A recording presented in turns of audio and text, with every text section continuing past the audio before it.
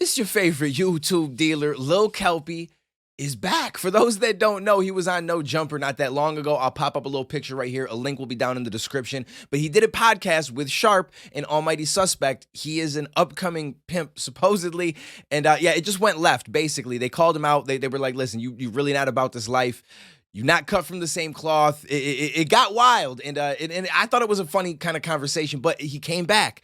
Adam22 wanted to bring him back to have a conversation with him as well. Almighty Suspect returns, and it goes left. At first, I didn't really get it because looking at the initial conversation that they had, this man did not act like he did in this one. And then I started to do some research. So apparently Lil Kelpie went and got ODM Slim as his manager. For those that don't know, he is allegedly, a part of the street politics. So I think having him behind him, he thought, yo, I could get up here and start chirping and saying some stuff. So that's probably why he wanted to go back.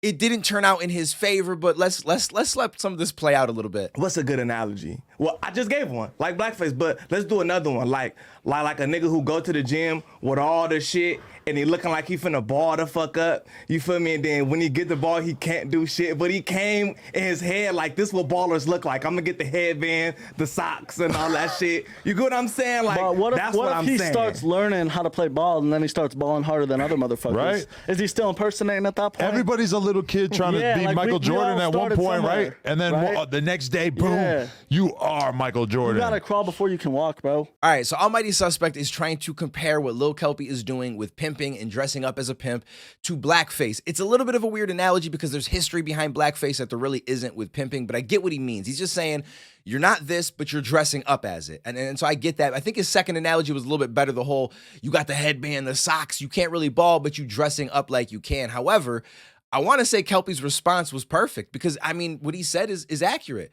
You got to crawl before you can walk. You got to walk before you can run. At some point, everybody is kind of pretending to an extent, right? Like, I mean, it's like right when I was growing up, I mean, I wouldn't say that I'm a rapper because I'm not super mainstream or anything, but I'd like to consider myself a rap artist. But growing up, when I first started it, you could be like, yo, you're not really about that. You pretending, you're not on beat well. You're not this, that, or the third, but it's like, I'm learning, all right? I got to go through those stages to learn. So I feel like Kelpie made a good point. It's just, I mean, I don't really know the pimp game, so I couldn't tell you. I don't know if this is something where you need to have a mentor or if you could just jump into it and be like, yo, listen, I'm gonna figure this out. I don't know. So without knowing that, I can't say for sure, but I feel like Kelpie had a pretty good response right there. But he's really outside pimping. He's not really. He's not. Really, I brought two bitches with me. I ain't never seen none of your bitches. That don't mean He shit. got some work on the couch. None of your bitches. Right. None of your bitches. Because I'm really doing this shit. What the fuck I look like bringing some bitches in here? Really? You're a clown, Well, then you need to nigga. prove You gonna it. get You life need to for this prove shit. it. You gonna get life for playing around, So how am I nigga. gonna get I'm really life and doing you not this shit. gonna What the get fuck life? do I Come look on like now. bringing Sounds some stupid as fuck, prostitutes in bro. here? Sounds Niggas stupid get as the fuck. book through at them We for get this money, shit. This and nigga's you a jealous. clown. You a fucking This nigga's hater, a bro. clown and You're a player impersonator, hater. You're breaking one of the nigga. rules Fuck of the out of game here, right nigga. You're there. a clown. Fucking being a Nigga, you're player a hater. clown, nigga. Sus girl. Fuck out of here, Nah, nigga. You're a listen right bum, here. nigga. Listen Go get right some here, money, bro. nigga. You ain't know What you nobody fucking track. think I do Mr. every- Old School, you ain't got every no fucking money, motherfucking day nigga. I Pull get some money money, out. bro. You broke Every ass fucking nigga. day I Fuck get out money, of here, bro. nigga. You's a My bum. bitches get me money. I Nigga, pull fuck it right out of here. out Them the bitches ass. dusty Every as fuck. fucking day, bro. Them bitches dusty and you as ain't got no fuck. bitches.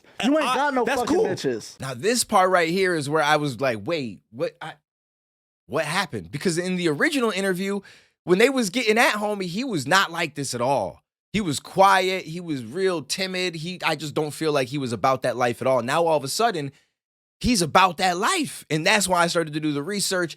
That's when I realized he tied himself up with ODM Slim. However, I don't think he realized, like, just because you pull this man on as a manager all of a sudden doesn't mean you could just walk out in the world and start chirping and popping at people. It don't work like that. It definitely does not work like that. And this man found out the hard way. I'm Lil Who are Kelpie, you? No Kelpie one the knows pimp. you. Kelpie the motherfucking Kelpie the pimp. clown. You Fuck ain't outta gotta here. know who I am, Fuck bro. outta here. Fucking Ben Franklin knows who I am, bitch. Fuck outta here. He No. knows who the Who? fuck I am. I'm You getting said money what? every day. I said You Ben said- Franklin knows who the Who? fuck I am, bitch. Who you calling a Ben bitch, Franklin, though? I'm calling you a bitch.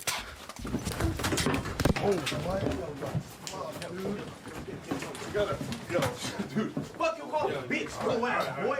I'm wait a minute, nigga.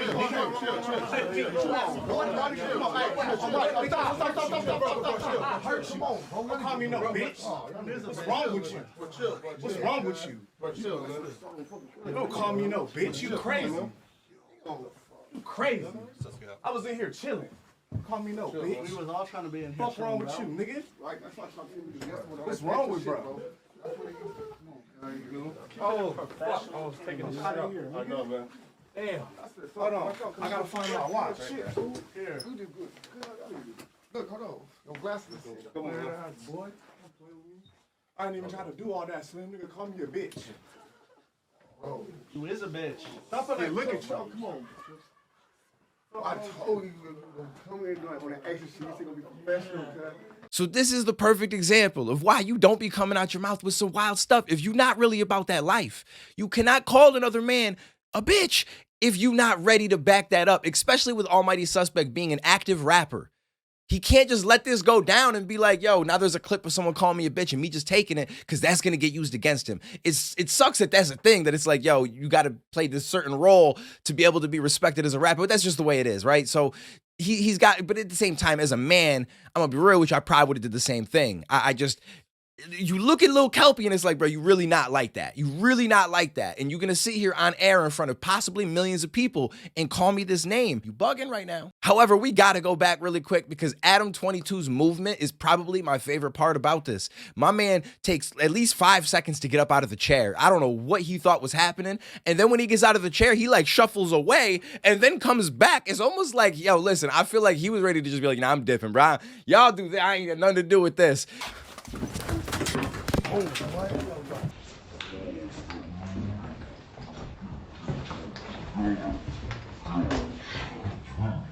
But anyways, that aside, this is a lesson. Don't be crazy out there amongst people that you don't feel ready to handle yourself against. I want to say I read something where they said that he didn't even know how to block because we obviously couldn't see the footage of him in the fight. But apparently my man just took like 10 to 15 shots straight. I don't know why he don't know how to block, grab, wrists. Like he don't know nothing apparently. So he should not be speaking this way. And at the very end, ODM Slim says exactly what we all thought, like that he didn't want him to come here and do this. He literally said, you said you were going to act civil.